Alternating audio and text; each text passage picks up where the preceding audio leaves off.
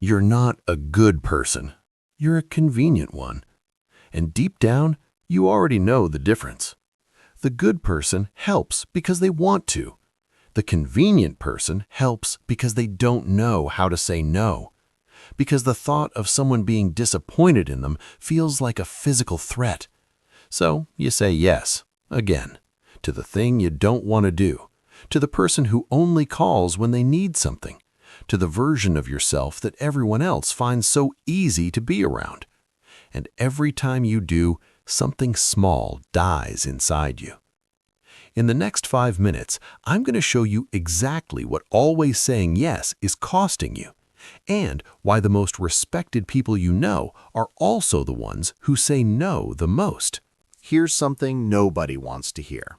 The people in your life who take advantage of you, you taught them to do that. Not intentionally, not consciously, but every time you said yes when you meant no, you sent a signal. Available, reliable, won't push back. And people learn fast. It's not their fault. It's not your fault either, but it is your responsibility. Think about the person in your life who asks too much, who calls at the wrong time, who assumes you'll help without asking. They didn't start that way.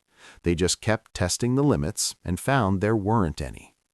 You built the dynamic, which means you can change it. But here's the part that hurts. Some of those people don't actually value you. They value your yes.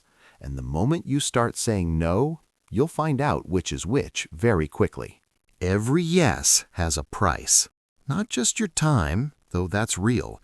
Every hour spent doing something you didn't want to do is an hour not spent on what actually matters to you.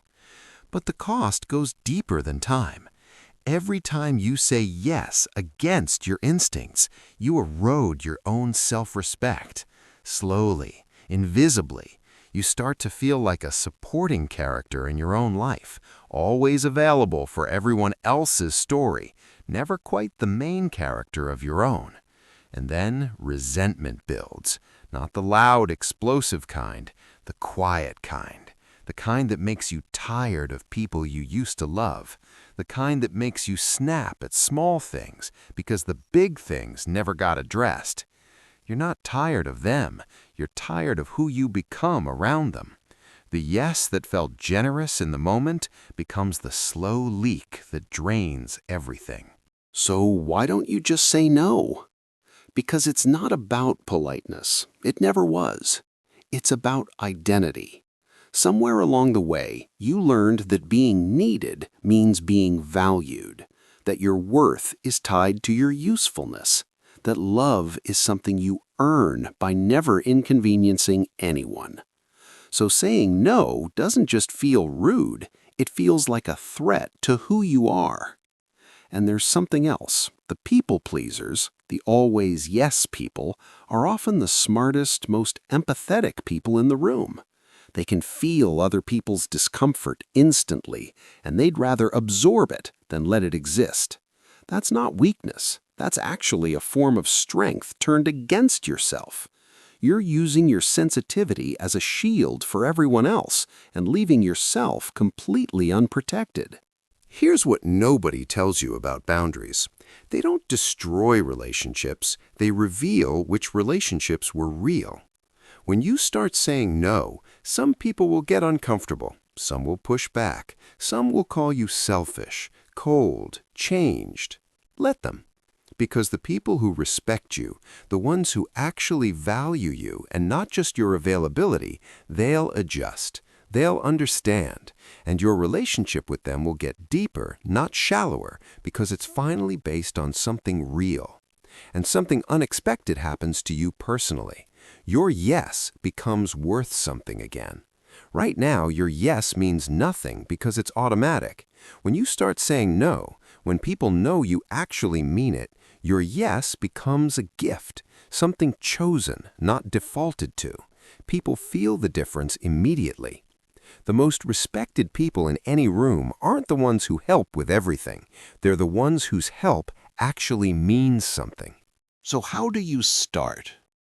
Not by becoming cold, not by suddenly refusing everything. That's just the other extreme, and it creates its own problems. Start with the small ones. The favor you didn't want to do but said yes to automatically. Pause before the next one. Give yourself 3 seconds. Ask, do I actually want to do this, or am I just avoiding the discomfort of saying no? Then try this. I can't do that. Not I'm busy, not maybe later, not a long explanation that invites negotiation, just I can't do that. You don't owe anyone a reason for protecting your time. Reasons invite debate. A clear no invites respect. And when someone reacts badly to your no, pay attention.